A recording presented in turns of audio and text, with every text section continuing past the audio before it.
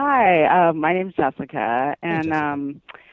I somewhat disagree with you because, first of all, I mean, Donald Trump has, I mean, there's no question that, there's a propaganda aspect to this, but nevertheless, he has been bringing up election fraud or rigging since the very beginning, and he was kept pointing to Bernie Sanders as an example of it going on, and you could certainly make the case that he was doing that to try and bring some of the Bernie voters on board to him. Hmm. But and yes, I agree with you that the way he's bringing it up in terms of making it about people voting more than once, I think that's unfortunate because I do think that there are some that election fraud is probably one of the most serious issues that this country is dealing with other than Citizens United.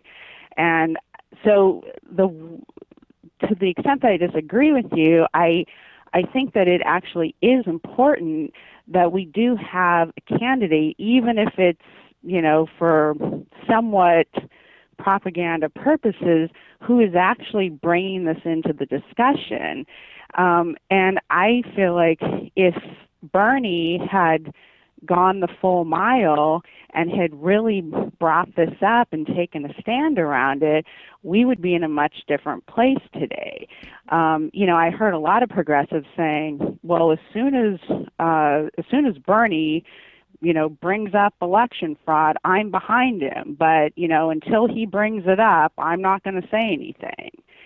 And so, I do think that, I disagree with you about just kind of peacefully giving over our power once, it's been deemed by the establishment that that person is the winner in the case of like Bush and Al Gore. At a certain point, we do need to take a stand with this election fraud. And it's kind of like, how much longer are we going to go on trying to, with little drips and drabs trying to deal with election fraud, and when are people going to take a stand? I'm not saying that Donald Trump is necessarily the example, but on the other hand, who knows? It's very clear that the establishment has been in the tank for Hillary since day one. And, we've seen examples like with CNN of them manipulating polls, showing, that Hillary won some debate or is ahead of when they're, it's skewed polls. So I don't know. I just don't think it's quite as, Okay. straight a line as you're presenting. Well, it is, and I'll tell you why. It is a straight line. Donald Trump benefits from the exact election, let's call it fraud. But what he really benefits from, and what he's going to benefit more from than remember during the primaries, the shenanigans that the Democrats were doing, we warned them that it's benefiting you now in the primaries.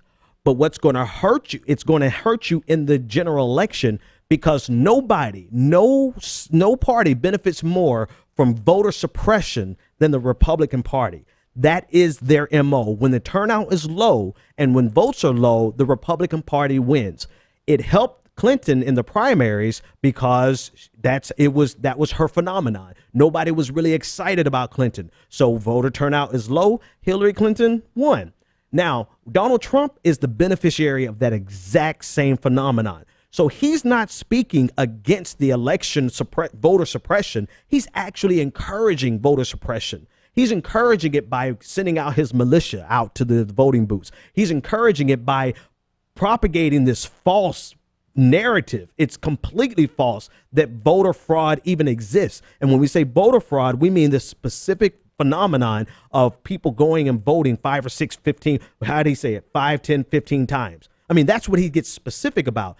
And he does just enough to get the ear of some progressives who experience voter suppression. during the primaries and election fraud during the primaries. He's saying just enough to get your attention and to feel like someone's giving you the voice, but he's not speaking about that when he gets to specifics. When he gets to specifics, he's talking about people going to vote 5, 10, 15 times. It's the bait and switch. It's a classic bait and switch. And from marketing, he's saying one thing, he's giving you another. And he's never going to speak against voter suppression. I mean, that's, we talk about voter suppression, purging of voters and dropping people off of rolls. And those are classic Republican techniques that benefit the Republican Party tremendously. So he has no reason to speak to that. He's actually going to benefit from that. The other thing that you said that is a clear line for me is the passage of power. There was 37 days. Somebody reminded me of between election night and the time that Al Gore, election night 2000, and the time Al Gore actually conceded the second time. The reason we fought 37 days with protests. We fought all the way to the Supreme Court. And it was only because of the ruling of the Supreme Court, which was an absurdity, right? It was an absurdity because they even stated that this ruling is only applicable in this one case and should not be precedent for any other case. So it was a bullshit ruling. But we fought all the way to the Supreme Court. The only thing to do after that is to try to overthrow our institutions. And the problem with that is if we do it when it's favorable for us, then we give we start a cycle. We start a cycle of someone doing it to us. Valid or not, we could say our case was noble, which it was. Absolutely. I was there. I remember it very well. I was pissed off every step of the way. But had Al Gore said, hell no, we're still fighting this, our country would have been divided and gone on a totally different trajectory that we don't know where it could have landed. There are plenty of nations who have violent transitions of power that cannot have peaceful transitions of power. And we take it for granted, but we think because we're the noble ones and it's in our favor that it won't turn around and bite us when it's not in our favor, but it will. If we undermine that process in our own way right now, for any reason, somebody 4 years from now will have the format, the precedent, the motto, and the way to do it. And then they have 4 years to do it better. So we will have an escalation in not conceding, an escalation in not turning over that power willingly. And that's just an ugly version of America that to me is, live to fight another day.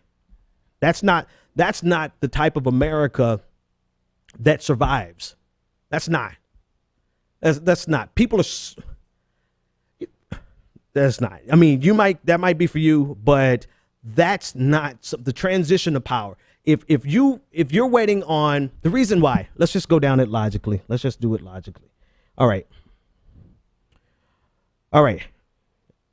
You do a violent revolution. Let's just go straight to the point, because that's what you're talking about. If you're going to ignore the institutions like the Supreme Court, the executive branch, or the Congress, then you're talking about needing to use force, violent overthrow, because you're not going to recognize their legitimate control of power, right? Okay, there's no way you win that. It's over. It's done. It's over. You're either going to use the institutions to try to change America, or you're going to fight physically against those institutions. The moment you decide to fight physically against those institutions, there's no insurrection that the federal government cannot suppress, and suppress quickly. You don't win that fight. So just logically, just going to the extreme, if you're not going to win that fight, then don't even start that fight. Use the institutions to change. Now, if you're waiting on a violent revolution or an overthrow, you might as well be waiting on Jesus to come back. All right. Anyway, I'm already after 10 o'clock and I still have 3 more stories. Okay, so what I'm going to have to do, because I want to respect the time, the rest of the stories I'm going to take care of, I'm going to cover in the bonus show. If you want to become a part of the bonus show and see what we cover in the bonus show, we cover everything. We don't just cover news stories. We talk about everything from movies to life to relationships to religion to sex. We talk about everything in the bonus show.